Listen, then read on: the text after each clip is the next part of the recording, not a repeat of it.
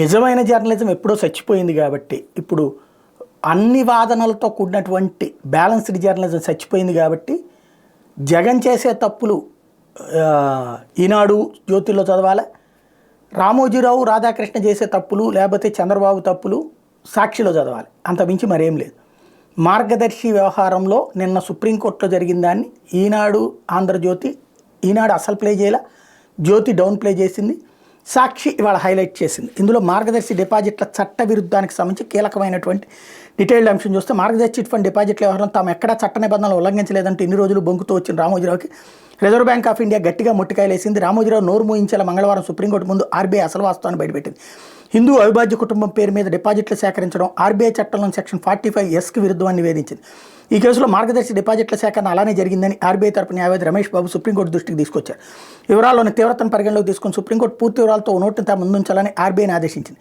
అలాగే ఆంధ్రప్రదేశ్ ప్రభుత్వంతో పాటు పిటిషనర్ ఉండవల్లి అరుణ్ కుమార్ని సైతం మార్గదర్శి చిట్ ఫండ్ డిపాజిట్ల సేకరణ విషయంలో నోటును తాము ముందుంచాలని ఆదేశిస్తూ న్యాయమూర్తులు justice Surya Kant, justice Dipankar Datta, justice KV విశ్వనాథన్లతో కూడిన ధర్మాసనం మంగళవారం ఉత్తర్వులు జారీ చేసింది. ఈ కేసు సంబంధించిన వివరాలు ఏంటంటే, ఆర్బీఐ చట్ట నిబంధనలకు విరుద్ధంగా దాదాపు 2,600 కోట్ల డిపాజిట్ల రూపంలో సేకరించినందుకు గాను చట్ట ప్రకారం మార్గదర్శి ఫైనాన్సర్స్ దాని యజమాని రామోజీరావుని ప్రాసిక్యూట్ చేయాలంటూ 2008లో సిఐడి అధికృత అధికారి టి కృష్ణరాజు నాంపల్లి మొదటి అదనపు చీఫ్ మెట్రోపాలిటన్ మ్యాజిస్ట్రేట్ కోర్టులో క్రిమినల్ ఫిర్యాదు దాఖలు చేశారు. దీన్ని కొట్టేస్తూ ఉమ్మడి హైకోర్టు విభజనకు ఒక్కరోజు ముందు 2018 డిసెంబర్ 31 అప్పటి న్యాయమూర్తి జస్టిస్ తేలప్రోలు రజని, ప్రస్తుతం ఎన్సీఎల్టీ సభ్యురాలు అమరావతి బెంచ్ తీర్పునిచ్చారు. ఈ తీర్పును సవాల్ చేస్తూ మార్గదర్శి అక్రమాలను వెలుగులోకి తెచ్చిన మాజీ ఎంపీ ఉండవల్లి అరుణ్ కుమార్ 2019లో సుప్రీంకోర్టులో స్పెషల్ లీవ్ పిటిషన్ దాఖలు చేశారు. 2020లో ఇదే వ్యవహారంలో మార్గదర్శి ఫైనాన్సర్స్ కూడా సుప్రీంకోర్టులో పిటిషన్ దాఖలు చేసింది. ఉమ్మడి హైకోర్టు తీర్పును సవాల్ చేస్తూ 2022లో ఆంధ్రప్రదేశ్ ప్రభుత్వం కూడా పిటిషన్ దాఖలు చేసింది.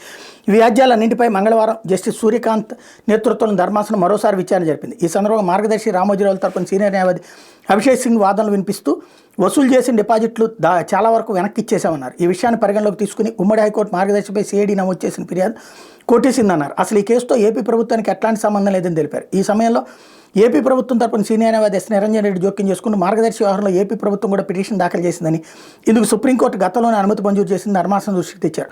మార్గదర్శి అక్రమ డిపాజిట్ల వ్యవహారం కోర్టుకు వచ్చే సమయానికి నిబంధనలకు విరుద్ధంగా 2,600 కోట్లు సేకరించిందని చెప్పారు. కోర్టులో విచారణ జరుగుతున్నప్పుడు కూడా మార్గదర్శి డిపాజిట్ల సేకరణ ఆపలేదని, అప్పుడు కూడా మరో 2,000 కోట్లు సేకరించిందని వివరించారు. ఈ కేసులో పిటిషనర్ అయిన Undavalli Arun Kumar party in person case దాఖలు చేసిన వ్యక్తి తన వాదనలు తనే వినిపించడంగా వాదనలు వినిపిస్తూ ఈ కేసులో తానే ఫిర్యాదుదారుని చెప్పారు. తీసుకున్న డబ్బు వెనక్కి ఇచ్చేశారా, ఎవరికి ఇచ్చారు అన్న విషయాలు ముఖ్యం కాదన్నారు. చట్ట నిబంధనలకు విరుద్ధంగా డిపాజిట్లు వసూలు చేశారా లేదా అన్నదే ఇక్కడ చూడాల్సిన అంశమని చెప్పారు. హెచ్యుఎఫ్ ఆర్బీఐ చట్టంలోని సెక్షన్ 45(s)కి విరుద్ధంగా డిపాజిట్లు సేకరించింది నిజమో కాదో తేల్చాలని ఆయన కోర్టును కోరారు. ఆర్బీఐ తరపు న్యాయవాది కూడా ఇక్కడే ఉన్నారని ఆయన అడిగితే వాస్తవాలు తెలుస్తాయన్నారు. దీంతో ఆర్బీఐ తరపు న్యాయవాది ఎంఆర్ రమేష్ బాబు స్పందిస్తూ హెచ్యుఎఫ్ సెక్షన్ 45(s) ప్రకారం డిపాజిట్లు సేకరించడం ఆర్బీఐ చట్ట నిబంధనలకు విరుద్ధమని కోర్టుకు నివేదించారు. ఈ కేసులో కూడా ఇలాగే డిపాజిట్ల సేకరణ జరిగిందని తేల్చి చెప్పారు. ఈ సమయంలో ధర్మాసనం జోక్యం చేసుకుంటూ ఇలా 45(s)కి విరుద్ధంగా డిపాజిట్లు సేకరించిన విషయాన్ని హైకోర్టుకు చెప్పారని ప్రశ్నించింది. హైకోర్టులో మార్గదర్శి దాఖలు చేసిన వ్యాజ్యాల్లో తాము ప్రతివాది కానుందని ఈ విషయాలను హైకోర్టు ముందుంచలేదన్నారు. సుప్రీంకోర్టులో ఉండవల్లి అరుణ్ కుమార్ దాఖలు చేసిన వ్యాజ్యంలో తమను ప్రతివాదిగా చేర్చారని తెలిపారు. ఈ వాదనలు పరిగణలోకి తీసుకున్న విస్తృత ధర్మాసనం అన్ని వివరాలను 4 పేజీల నోటు ద్వారా తాము ముందుంచాలని ఇరుపక్షాలను ఆదేశించింది. ఆ వివరాల ఆధారంగా పూర్తిస్థాయి విచారణ జరుపుతామని స్పష్టం చేసింది. తదుపరి విచారణ ఏప్రిల్ 9కి వాయిదా వేసింది. ఈ విచారణ మార్గదర్శి తరపున సీనియర్ న్యాయవాదులు హరీష్ సాల్వే, సిద్ధార్థ రుద్ర, ఉండవల్లి తరపు న్యాయవాదులు అల్లంకి రమేష్, అరుణా గుప్తాలు హాజరయ్యారు. హిందూ అవిభక్త కుటుంబం పేట మార్గదర్శి ఫైనాన్సర్ సాధారణ ప్రజానిక నుంచి ఆర్బీఐ చట్టంలోని సెక్షన్ 45(s)కి విరుద్ధంగా 2,600 కోట్లు సేకరించిన విషయాన్ని అప్పటి ముఖ్యమంత్రి వైఎస్ రాజశేఖర రెడ్డి అనాధారాలతో ఆర్బీఐ కేంద్ర ఆర్థిక శాఖ దృష్టికి తీసుకెళ్లారు. వాళ్ళ నుంచి తగిన స్పందన లేకపోవడంతో చట్ట ప్రకారం తమ ముందున్న ఆధారంగా మార్గదర్శిపై రాష్ట్ర ప్రభుత్వం చర్యలు చేపట్టింది.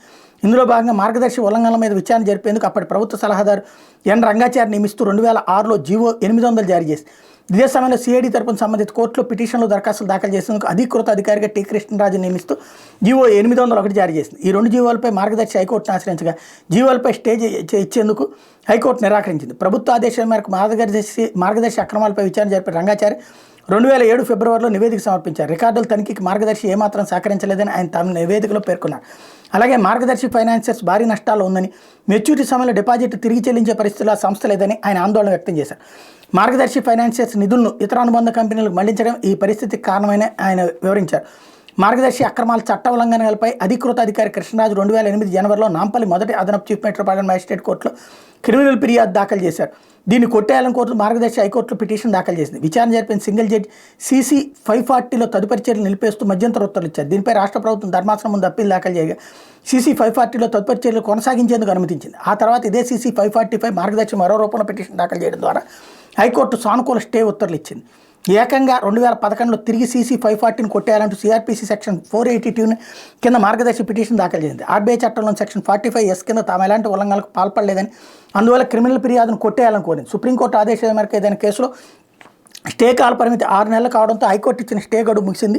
స్టే గడువు పెంపు కోసం మార్గదర్శి 2018లో పిటిషన్ దాఖలు చేయగా సుప్రీంకోర్టు తిరస్కరించింది. ఇదిలా ఉండగా CC 540ని కొట్టేయాలని మార్గదర్శి దాఖలు చేసిన పిటిషన్పై ఉమ్మడి హైకోర్టు న్యాయమూర్తి జస్టిస్ తేలప్రోలు రజని విచారణ జరిపారు. ఉమ్మడి హైకోర్టు విభజనకు చివరి రోజు 2018 డిసెంబర్ 31 మార్గదర్శికి అనుకూలంగా తీర్పు వెలువరించారు. మార్గదర్శి కోరినట్టు CC 540ని కొట్టేశారు. అందరూ హైకోర్టు విభజన హడావిడిలో ఉన్నప్పుడు వెలువడిన ఈ తీర్పును అప్పట్లో ఎవరు గుర్తించలేదు. తీర్పు వెలువడిన కొంతకాలం తర్వాత అసలు విషయం బయటకు వచ్చింది. దీంతో అప్పుడు ఉండవల్లి అరుణ్ కుమార్ సుప్రీంకోర్టును ఆశ్రయించారు. 2020 నవంబర్లో ఆంధ్రప్రదేశ్ హైకోర్టు న్యాయమూర్తిగా పదవి విరమణ చేసిన జస్టిస్ రజని 2021 సెప్టెంబర్లో జాతీయ company law tribunal Amaravati bench సభ్యురాలుగా నియమితులై ప్రస్తుతం ఆ పోస్టులో కొనసాగుతున్నారు. హైకోర్టు న్యాయమూర్తిగా ఉన్న సమయంలోనే ఆమెకు NCLT పోస్టు ఖరారైంది. ఏళ్ల తరబడి మార్గదర్శిపై తాను చేస్తున్న పోరాటంలో కీలక విషయాన్ని తెలపడానికి RBI తొలిసారిగా కోర్టుకు వచ్చిందని మాజీ ఎంపీ ఉండవల్లి అరుణ్ కుమార్ ఈ దఫా చెప్పారు. దాంతో అసలు నిజాలు బయటకు వస్తాయని కూడా చెప్పుకొచ్చారు.